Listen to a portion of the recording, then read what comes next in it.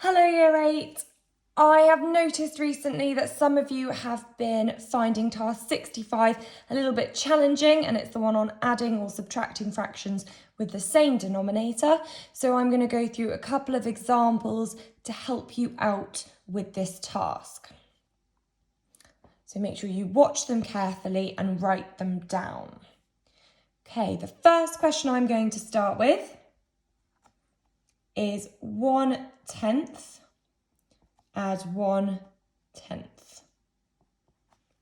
Okay, now if I've got one of something and I add another one, I've got two of them. So it logically makes sense that the answer will be 2/10, because if you had one pen and then you got another pen, you've got two pens. If we've got 1/10 and then we've got another tenth, we've got 2/10. There is a further step to this question. Don't know if anyone can tell what that is. And it actually gives it away in the question on Hegarty Maths. It says to give your answer in its simplest form. And when it says that, it means that we are going to need to simplify. Okay, so that is going to be the key here, is remembering that you might be able to simplify.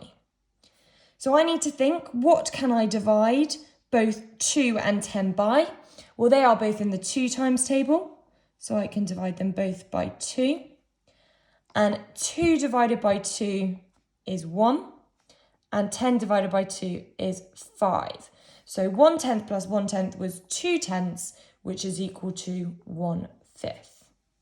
Okay, I'm going to go through another question now. It's probably going to have very similar kind of idea behind it. And the next question I'm going to do is I'm going to do 2/6 plus 1/6. And I think that most of you could tell me that 2/6 add 1/6 is 3/6. And that makes sense, doesn't it? If we've got 2 of something and we're adding 1 of something, we end up with 3 of something. Now again, we're going back to the idea that we can simplify this. We've got to give our answer in its simplest form. So what can I divide both 3 and 6 by? What times table are they both in? Try and say it out loud now if you think you know what it is. You are right if you said we can divide both of them by 3. They are both in the 3 times table. 3 divided by 3 is just 1, and 6 divided by 3 is 2. So that means that 2/6 plus 1/6 is 3/6, which is equivalent to 1/2. So the correct answer is 1/2. Right, I'm going to have a look at another question now. And my next question is making it a little bit more challenging because it's using some different language. I'm actually going to write out the whole question for this. So I'm just going to get rid of this information we've got here. I'm going to leave our keyword simplify because that might help us out later.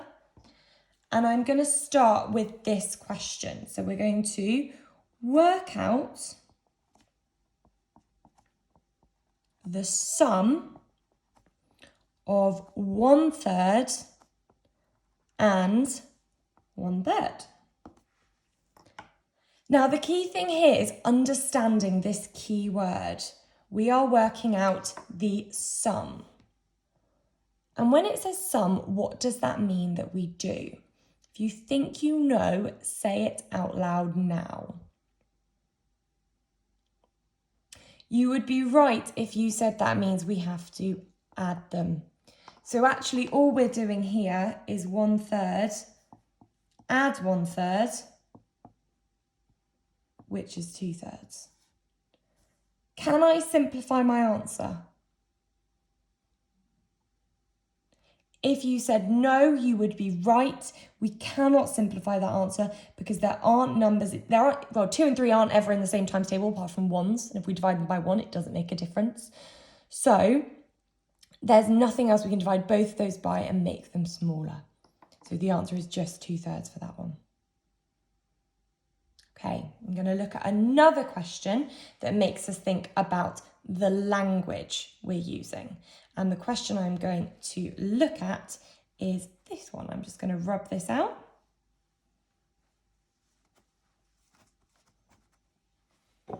Okay, the question we're going to look at is that we are going to work out the difference between 5/9 and 4/9. And again, this is about language, because if we don't know what this key phrase difference between means, we can't do the question. So what does it mean if I'm working out the difference between two things? If I'm working out the difference between 10 and 7, I would do 10 take away 7, which is 3. So I need to do the difference between these two numbers. So 5/9 take away 4/9. I'm going to put the biggest number first.